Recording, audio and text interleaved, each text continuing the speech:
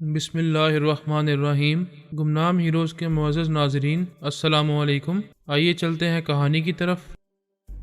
کبریا الپا کو تلاش کر رہا تھا۔ اس نے پارس سے اس کا لب و لہجہ معلوم کیا تھا، پھر اس کے دماغ میں پہنچ کر اسے مخاطب کیا تھا، لیکن بار بار مخاطب کرنے کے باوجود وہ سانس روکتی رہی تھی۔ وہ چاہتی تو کبریا سے دو چار باتیں کر سکتی تھی، وہ نہیں جانتی تھی کہ پارس کا چھوٹا بھائی اس کے پاس آنا چاہتا ہے۔ معلوم ہوتا ہے وہ فی الحال محتاط رہنا چاہتی تھی، اس لیے کسی کو اپنے دماغ میں ایک لمحے کے لیے بھی جگہ نہیں دینا چاہتی تھی۔ کبریا اس کے اس رویے سے پریشان ہو گیا۔ اگر چند سیکنڈ کے لیے بھی اس کے دماغ میں رہنے کا موقع ملتا تو وہ کم از کم یہ تو معلوم کر لیتا کہ وہ کس مکان میں ہے۔ اس مکان کے فرنیچر اور ڈیکوریشن سے اندازہ کیا جا سکتا تھا کہ وہ کس ملک میں ہے۔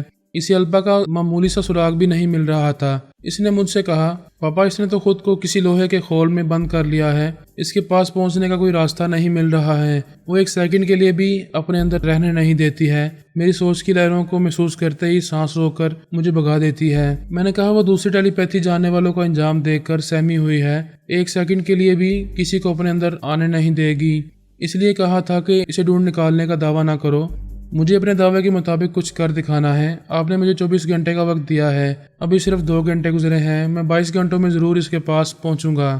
وہ چلا گیا اور اسرائیلی کابرین کے دماغوں میں جانگنے لگا۔ ان سب کے خیالات سے پتہ چل رہا تھا کہ وہ بھی الپا کے سلسلے میں بہت پریشان ہے۔ یہ پتہ نہیں چل رہا ہے کہ وہ کس ملک اور کس شہر میں ہے۔ اسرائیلی جاسوس اس بات کا کھوج لگا رہے ہیں کہ جب اینٹی ٹیلی پیتھی دوا اسپرے کی جا رہی تھی تو اس روز وہ کس فلائٹ سے فرار ہوئی تھی۔ کبریا ان سراغ رسانوں کے دماغوں میں پہنچنے لگا۔ وہ تمام سراغ رساں یہ سمجھ رہے تھے کہ الپا نے اس روز خیال خوانی کے ذریعے سیٹ ریزرو کرائی ہوگی اور ایسا کرنے کے لیے اس نے کسی کی سیٹ کینسل کرائی ہوگی۔ وہ تمام ایئر ویز کمپنیوں کے ایجنٹوں کے دماغوں میں جانگنے لگی۔ کبریا بھی یہی کر رہا تھا۔ ان میں سے ہی کسی ایجنٹ نے الپا سے سیرزدہ ہو کر وہ سیٹ اس کے لیے ریزرو کی ہوگی۔ بڑی چھان بین کے بعد معلوم ہوا کہ وہ ایک امریکی طیارے سے جاپان کی طرف چلی گئی تھی۔ اس سفر کے دوران وہ جہاز جدہ اور بینکاک میں ایندھن کے لیے رکنے والا تھا۔ الپا نے جس ایجنٹ کو سیرزدہ کر کے وہ سیٹ حاصل کی تھی، اس کے خیالات سے پتہ چلا کہ پہلے وہ سیٹ کسی میڈم روزا کے نام ریزرو تھی، بعد میں وہ میڈم عالیہ کے نام ہو گئی۔ اس کا مطلب یہ تھا کہ الپا نے میڈم عالیہ کے نام سے سفر کیا ہے۔ اس فلائٹ کے مطابق وہ جدہ، بینکاک یا ٹوکیو گئی تھی۔ کبریا اور دوسرے یہودی یہ معلوم کرنے لگے کہ وہ کس شہر میں گئی ہے۔ پتہ چلا اس نے بینکاک میں سفر ملتوی کر دیا تھا۔ وہ سب سوچنے لگے الپا نے بینکاک پہنچ کر اپنا نام تبدیل کیا ہوگا، میڈم عالیہ کی جگہ کوئی دوسرا نام اختیار کیا ہوگا۔ اگر وہ بینکاک میں رہ گئی تھی تو اسے تلاش کرنا مشکل تھا۔ انہوں نے فرض کیا کہ وہ بینکاک سے کسی دوسرے شہر یا کسی دوسرے ملک میں گئی ہے۔ انہوں نے پھر وہاں کی تمام ایئر ویز کمپنیوں میں جا کر معلومات حاصل کرنی شروع کی۔ وہاں متعلقہ افراد کے دماغوں میں جانگنے لگے۔ ایک ایئر ویز کمپنی کے ایجنٹ کی سوچ نے بتایا کہ فرانس جانے والی ایک فلائٹ میں کوئی سیٹ خالی نہیں تھی، لیکن اچانک ہی ایک شخص نے اپنی سیٹ منسوخ کرا دی تھی۔ اس کی جگہ ایک میڈم عالیہ نے وہ سیٹ حاصل کی تھی۔ یوں پتہ چلا کہ الپا نے اپنا نام تبدیل نہیں کیا ہے، وہ فرانس جانے والی اس فلائٹ سے پاکستان کے شہر کراچی تک گئی تھی۔ دوسری طرف الپا کراچی پہنچنے کے بعد بڑے آرام سے تھی اور بڑی خاموشی سے خیال خوانی کے ذریعے اسرائیلی کابرین کے دماغوں میں جاتی آتی رہتی تھی۔ ان میں چند ایسے آرمی افسران تھے جو یوگا کے ماہر تھے، الپا کو اپنے دماغ میں نہیں آنے دیتے تھے۔ اس نے دوسرے کابرین سے کہا، ان یوگا جاننے والوں کو سمجھاؤ مجھے اپنے دماغوں میں آنے دیں، وہ مجھ سے کیوں کترا رہے ہیں۔ ان کابرین نے کہا، میڈم آپ برا نہ مانیں، آپ فلسطینی مجاہدین کی حمایت کر رہی ہیں، آپ کی باتوں سے اور حرکتوں سے یہ صاف پتہ چلتا ہے کہ آپ جناب تبریزی کے زیر اثر آ چکی ہیں، شاید اسلام قبول کر چکی ہیں۔ ایک حاکم نے کہا، ہم مجبور ہیں، آپ سے شکایت نہیں کر سکتے، آپ کے خلاف کچھ بول نہیں سکتے، اگر ہم ایسا کریں گے تو آپ ہمیں دماغی مریض بنا دیں گی، یوگا جاننے والے خوش نصیب ہیں، آپ کے قہر و غضب سے محفوظ رہتے ہیں۔ الپا نے کہا، آپ حضرات میرے بارے میں غلط رائے قائم کر رہے ہیں، میں نے اسلام قبول نہیں کیا ہے، میں پیدائشی یہودی ہوں اور یہودی رہوں گی، یہ الگ بات ہے کہ اب کبھی مسلمانوں کے خلاف محاذرہ ہی نہیں کروں گی۔ ایک افسر نے پوچھا، مسلمان ہمیں نقصان پہنچاتے رہیں گے تب بھی آپ ان کی حمایت کرتی رہیں گی؟ یہودی ہوں یا مسلمان ہوں، میں کسی کی اندھی حمایت نہیں کروں گی، دونوں کے چور خیالات پڑھ کر معلوم کروں گی کہ سازش کون کر رہا ہے، کس نے فساد کی ابتدا کی ہے، جس کی غلطی ہوگی اسے غلطی سے باز کرنے کو کہوں گی، وہ باز نہیں آئے گا تو اسے سزا دوں گی۔ الپا نے کابرین سے گفتگو کر کے یہ اچھی طرح معلوم کر چکی تھی کہ وہ لوگ اب اس پر بھروسہ نہیں کر رہے ہیں۔ وہ اچھی طرح سمجھ گئے تھے کہ وہ اپنی خیال خوانی کے ذریعے دوسرے تمام معاملات میں انہیں فائدہ پہنچائے گی، لیکن مسلمانوں کے معاملات میں ان کی اندھی حمایت نہیں کرے گی۔ ایسے وقت وہ انصاف کے تقاضے پورے کرے گی۔ الپا سمجھ رہی تھی کہ یوگا جاننے والے آرمی افسران ضرور اس کے خلاف سوچ رہے ہوں گے اور اس کے خلاف منصوبے بنا رہے ہوں گے۔ وہ دوسرے آرمی افسران کے ذریعے ان یوگا جاننے والے افسروں کے پیچھے پڑ گئی، ان کی مصروفیات کے بارے میں معلوم کرنے لگی۔ پھر اس نے موقع پا کر 2 یوگا جاننے والوں کو زخمی کر دیا۔ ان کے اندر پہنچ کر باقی چھپنے والے افسران کا پتہ ٹھکانہ معلوم کیا، پھر دوسرے افسران کو اعلی کار بنا کر ان تمام چھپنے والوں کو بھی اعصابی کمزوریوں میں مبتلا کر دیا۔ تب ان کے چور خیالات سے یہ اہم بات معلوم ہوئی کہ ان کے چند خاص جاسوس ایئر ویز کمپنیوں میں جا کر یہ معلوم کر رہے ہیں کہ وہ کس فلائٹ سے کس ملک کے کس شہر میں گئی ہے۔ وہ تمام یہودی جاسوس ٹیلی فون، فیکس اور ای میل کے ذریعے ان افسران سے رابطہ رکھتے تھے۔ الپا نے ان افسران کو ٹیلی فون کے ذریعے ان سراغ رسانوں سے باتیں کرنے پر مجبور کیا۔ اس طرح وہ ان کے بھی دماغوں میں پہنچ گئی۔ وہ 3 جاسوس تھے، وہ بڑی چالاکی سے اس کا سراغ لگاتے ہوئے کراچی پہنچ گئے تھے۔ ان تینوں نے 3 مختلف ہوٹلوں میں قیام کیا تھا اور اس شہر میں میڈم عالیہ کو تلاش کر رہے تھے۔ وہ نہیں جانتی تھی کہ ایک چوتھا جاسوس بھی اس کی تلاش میں ہے اور اس کا نام کبریا ہے۔ کبریا ان تینوں سراغ رسانوں کے دماغوں میں پہنچا ہوا تھا۔ وہ پیرس کے اسی کاٹیج میں تھا اور وہ تینوں جاسوس جسمانی طور پر کراچی میں پہنچے ہوئے تھے۔ الپا نہیں چاہتی تھی کہ کسی کو بھی کراچی میں اس کی موجودگی کا علم ہو۔ اس نے ان سراغ رسانوں کے دماغوں پر قبضہ جما کر ان افسران سے رابطہ کیا۔ انہوں نے الپا کی مرضی کے مطابق کہا، سر ہم غلط ٹریک پر آ گئے ہیں، الپا کراچی میں نہیں ہے، وہ کسی دوسرے ملک میں ہے اور ہمیں یہاں بھٹکا رہی ہے۔ کبریا یہ تماشا دیکھ رہا تھا۔ ان سراغ رسانوں کے اندر رہ کر یہ سمجھ رہا تھا کہ الپا انہیں اپنا اعلی کار بنا رہی ہے۔ کبریا نے بھی ایک جاسوس کو اپنا اعلی کار بنا کر کہا، میڈم میں اچھی طرح سمجھ رہا ہوں کہ آپ ہمیں ہماری مرضی کے خلاف ان افسران سے باتیں کرنے پر مجبور کر رہی تھیں۔ میں چاہتا ہوں اسرائیل واپس نہ جاؤں، آپ کی خدمت کروں۔ آپ میرے چور خیالات پڑھیں، اگر میں نیک نیتی سے یہ چاہتا ہوں تو آپ مجھے اپنا غلام بنا لیں۔ الپا کو وفادار ماتحتوں کی ضرورت تھی اور وہ تینوں جاسوس بہت ہی تربیت یافتہ اور تجربے کار تھے، اس کے بہت کام آ سکتے تھے۔ اس نے باری باری ان تینوں کے چور خیالات پڑھے، پھر ان پر یکے بعد دیگرے تنظیمی عمل کیا اور انہیں اپنا معمول بنا لیا۔ ایسے وقت کبریا ان تینوں کے دماغوں میں موجود رہا تھا۔ الپا نے جس مخصوص لب و لہجے کے ذریعے ان کے دماغوں کو لاک کیا تھا، وہ لب و لہجہ اسے معلوم ہو چکا تھا۔ وہ آئندہ ان تینوں کے اندر رہ کر الپا کی مصروفیات کے بارے میں بہت کچھ معلوم کر سکتا تھا۔ اس نے سونیا کے پاس آ کر کہا، ماما مجھے پاپا نے کہا تھا الپا بہت چالاک ہے، بہت گہری ہے، وہ جہاں بھی چھپی ہوئی ہے میں وہاں تک نہیں پہنچ سکوں گا۔ انہوں نے مجھے 24 گھنٹوں کا ٹائم دیا تھا، اب میں پاپا سے کہتا ہوں وہ گھڑی دیکھیں، میں نے 20 گھنٹوں کے اندر الپا کا سراغ لگا لیا ہے۔ سونیا نے مجھ سے کہا، سن رہے ہیں آپ تو ہمیشہ اپنی بیٹی کی تعریفیں کرتے رہتے ہیں، اب میرے بیٹے کے بارے میں کیا خیال ہے؟ میں نے کہا، بھائی تمہارے بیٹے نے کمال کیا ہے، تعریف تو کرنی ہوگی، لیکن دیکھ لینا میری بیٹی اس سے بھی بڑا کارنامہ انجام دے کر آئے گی۔ کوئی ضروری ہے کہ میرے بیٹے کی تعریفیں ہو رہی ہوں تو آپ اپنی بیٹی کی تعریف شروع کر دیں۔ کبریا نے کہا، آپ دونوں نے ہم بہن بھائی کو آپس میں بانٹ لیا ہے، آپ مجھے اپنا بیٹا کہتی ہیں اور پاپا اعلیٰ بی بی کو اپنی بیٹی کہتے ہیں، پھر ایسے لڑتے ہیں جیسے میں پاپا کا سوتیلا بیٹا ہوں اور اعلیٰ بی بی آپ کی سوتیلی بیٹی ہے۔ ہم دونوں ہنسنے لگے۔ اعلیٰ بی بی نے کہا، دراصل مما مجھ سے جلتی ہیں، میں نے 12 برس کی عمر میں ایسے کارنامے انجام دیے تھے کہ مما کبھی اس کی توقع کر ہی نہیں سکتی تھیں۔ یہ تو 12 برس کی عمر میں فیڈر سے دودھ پیتی ہوں گی۔ سونیا نے کہا، چپ رہ چڑیل، تجھے کیا پتا میں نے 12-14 برس کی عمر میں کتنی مصیبتیں اٹھائی ہیں، زہریلے تجربات کی آگ میں جل کر کندن بنتی رہی ہوں، آج کندن نہ بنتی تو تجھے وراثت میں غیر معمولی صلاحیتیں حاصل نہ ہوتیں۔ میں نے کہا، میری بیٹی تمہیں چھیڑ رہی ہے، تم اتنی سنجیدہ کیوں ہو گئی؟ ہمارے دونوں بچوں نے صرف تمہاری ہی نہیں میری بھی غیر معمولی صلاحیتیں حاصل کی ہیں۔ ہاں تو والا بی تم اپنی رپورٹ پیش کرو۔ وہ بولی، ابھی تو میں جا رہی ہوں، خیال خوانی میں مصروف رہوں گی، پھر آ کر بتاؤں گی کہ میں نے کتنی بڑی کامیابی حاصل کی ہے۔ وہ میرے دماغ سے چلی گئی۔ کرونا طیارے میں سفر کر رہی تھی۔ راسپوٹین نے فیصلہ کیا تھا کہ اسے انڈیا میں رہنا چاہیے۔ اس ملک میں پچھلے کئی برسوں سے کوئی ٹیلی پیتھی جانے والا نہیں رہا تھا۔ یہ اندیشہ نہیں تھا کہ اینٹی ٹیلی پیتھی دوا اسپرے کرنے والے وہاں جائیں گے، اگر گئے بھی تو ہندوستان کے دور افتادہ حصوں میں نہیں جائیں گے۔ اس اندازہ کے مطابق یہ فیصلہ کیا گیا کہ وہ ہندوستان کے انتہائی جنوبی حصے میں سری لنکا کے قریب جا کر رہے گی۔ وہ اسرائیلی انٹیلیجنس میں رہ چکی تھی، ٹریننگ کے دوران میں کئی زبانیں سیکھتی رہی تھی۔ اس نے ہندی زبان بھی سیکھی تھی، وہاں کی تہذیب اور ثقافت کے بارے میں بہت کچھ معلوم کیا تھا، بڑے سلیقے سے ساڑی بھی پہننا جانتی تھی، اس لیے راسپوٹین نے اسے انڈیا جانے کی اجازت دی تھی۔ وہاں وہ ایک ہندوستانی عورت بن کر رہ سکتی تھی۔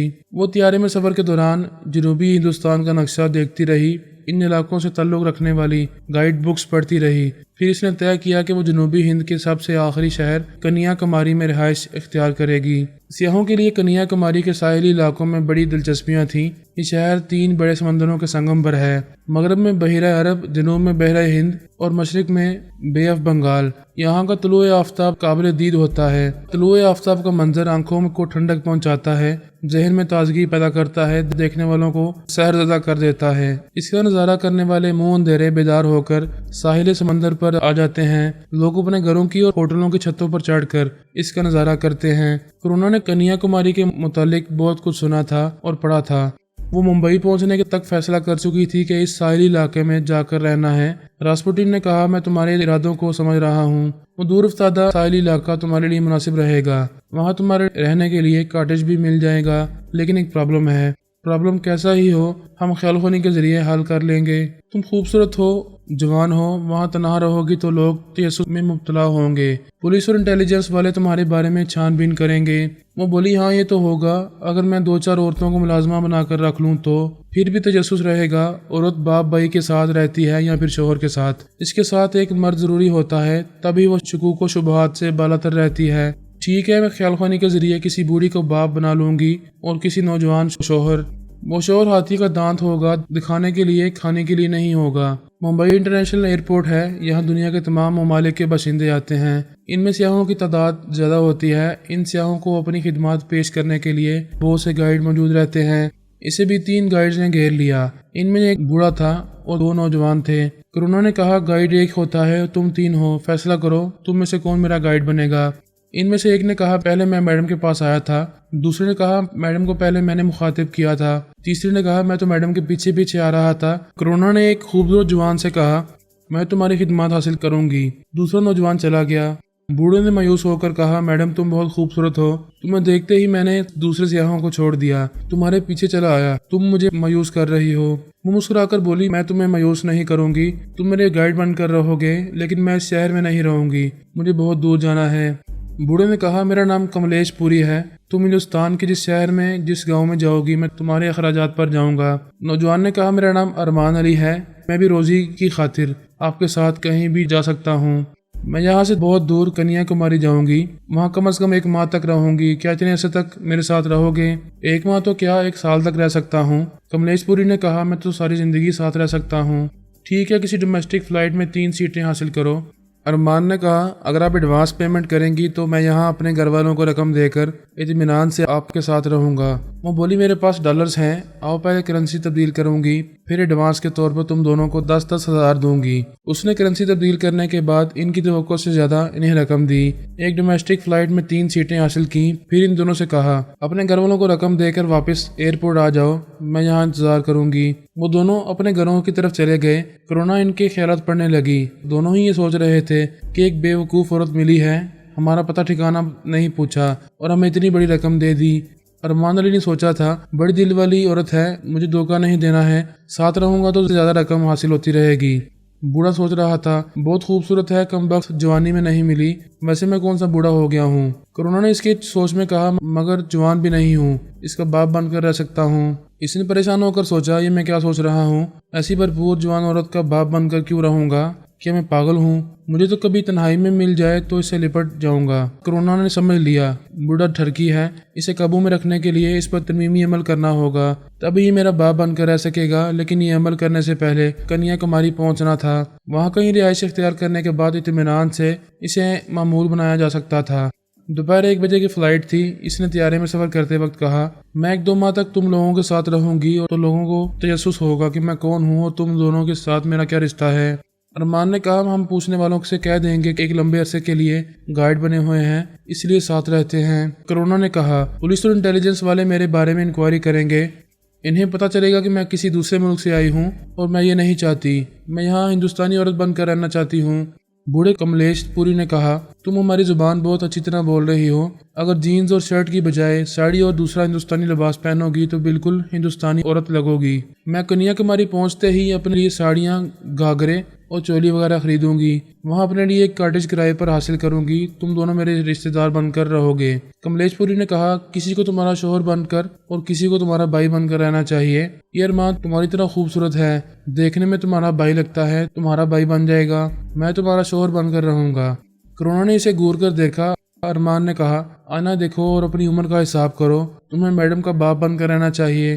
بوڑھے نے غصہ دکھاتے ہوئے کہا، مجھے باپ دادا بناؤ گے تو میں منہ توڑ دوں گا، نزلے کی وجہ سے میرے بال سفید ہو رہے ہیں، ورنہ میری عمر زیادہ نہیں ہے، یقین نہ ہو تو مجھ سے پنجہ لڑا کر دیکھ لو۔ کرونا نے کہا، تم دونوں آپس میں لڑو گے تو میں دونوں ہی کی چھٹی کر دوں گی، اپنے کام کے لیے دوسرے آدمی پکڑ لوں گی۔ وہ بولا، تم کچھ بھی کرو لیکن میں باپ نہیں بنوں گا۔ کرونا نے کوئی جواب نہیں دیا، اسے یقین تھا کہ وہ تنویمی عمل کے ذریعے اس بوڑھے کو راہ راست پر لے آئے گی۔ اس نے کنیا کماری پہنچ کر کملیش پوری سے کہا، تم جا کر ساحل سمندر پر کوئی خوبصورت کاٹیج حاصل کرو، اسے 10,000 ایڈوانس دے کر 2 ماہ کے لیے کاٹیج ریزرو کرا لو۔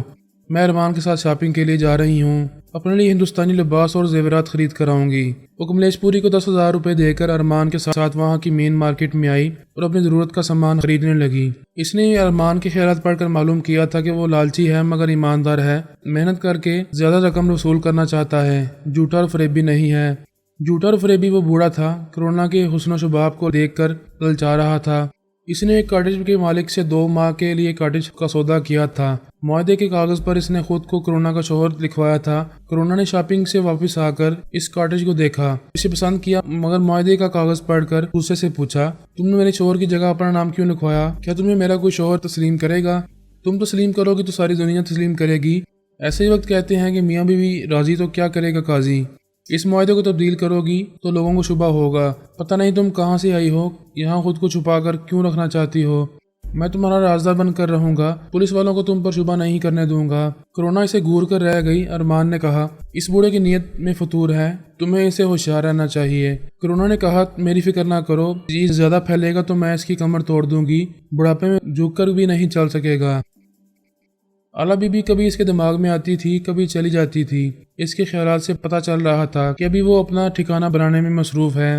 وہ اس خیال سے کرونا کے پاس آ رہی تھی کہ راسپوٹن اس کے پاس آ کر باتیں کرے گا تو اسے بھی یہ معلوم ہوتا رہے گا کہ وہ کن معاملات میں مصروف ہے۔ 15 گھنٹے گزر جانے کے بعد بھی راسپوٹن نے کرونا سے رابطہ نہیں کیا تھا۔ ایسا ہو سکتا تھا کہ وہ چپ چاپ آ کر اس کے چور خیالات پڑھ کر واپس چلا جاتا۔ اعلیٰ بی بی امریکی اعلیٰ افسران کے پاس آ گئی۔ وہ تینوں یوگا کے ماہر تھے، اپنی ٹیلی پیتھی جاننے والوں کو بھی اپنے اندر آنے کی اجازت نہیں دیتے تھے۔ ایک اعلیٰ کار کے ذریعے ان سے گفتگو کرتے تھے۔ اعلیٰ بی بی بھی اس اعلیٰ کار کے اندر ان کی اہم باتیں سنتی رہتی تھی۔ ان ٹیلی پیتھی جاننے والوں میں نمبر 3 ہمارا معمول تھا، وہ اس کے اندر آسانی سے آتی جاتی رہتی تھی۔ اس انڈر گراؤنڈ سیل سے نکلتے وقت نمبر 7 اعصابی کمزوری میں مبتلا ہو گیا تھا۔ اس کے 2 ساتھی اسے ایک اسپتال میں پہنچا کر وہاں سے چلے گئے تھے۔ اسے دور رہ کر خیال خونی کے ذریعے اس کی نگرانی کرنا چاہتے تھے۔ نمبر 7 بے حد کمزور ہو گیا تھا، کم از کم 24 گھنٹے اس اسپتال میں رہنے والا تھا۔ اعلیٰ بی بی اس انتظار میں رہی کہ اس کے ساتھی 1 آدھ گھنٹے کے لیے اس سے غافل ہو جائیں یا کہیں مصروف ہو جائیں تو وہ فوراً اسے اپنا معمول بنا لے گی۔ ویسے ان سب کو تو مصروف رہنا ہی تھا۔ وہ ایک عرصے کے بعد انڈر گراؤنڈ سیل سے باہر آئے تھے۔ ان کا سب سے پہلا اہم مسئلہ یہی تھا کہ کسی کی نظروں میں آئے بغیر کسی بہت ہی محفوظ پناہ گاہ میں پہنچ جائیں۔ بیچارہ نمبر 7 تو اسپتال میں پڑا ہوا تھا، باقی اس کے ساتھ ٹیلی پیتھی جاننے والے ساتھی اپنی سلامتی کے لیے محفوظ پناہ گاہ کی تلاش میں بھٹک رہے تھے۔ کوئی اس ملک میں چھپ کر رہنا چاہتا تھا، کوئی اس ملک سے باہر جانے کے لیے کسی فلائٹ میں سیٹ حاصل کر رہا تھا۔ نمبر 7 اسپتال میں پہنچنے کے بعد ہوش میں آ گیا تھا۔ اس کے 2 ساتھیوں نے اس سے کہا تھا، تم فکر نہ کرو، ابھی کسی کو یہ معلوم نہیں ہے کہ ہم اس تہہ خانے سے نکل چکے ہیں، ابھی کوئی تمہارے دماغ میں نہیں آیا، ہم 1 آدھ گھنٹے میں کسی محفوظ جگہ پہنچتے ہی تمہارے پاس آئیں گے۔ صرف ہیری جانسن ہمارے بارے میں جانتا ہے، وہ بھی کئی گھنٹوں تک بے ہوش پڑا رہے گا، تم فکر نہ کرو، ہم تمہاری حفاظت کریں گے۔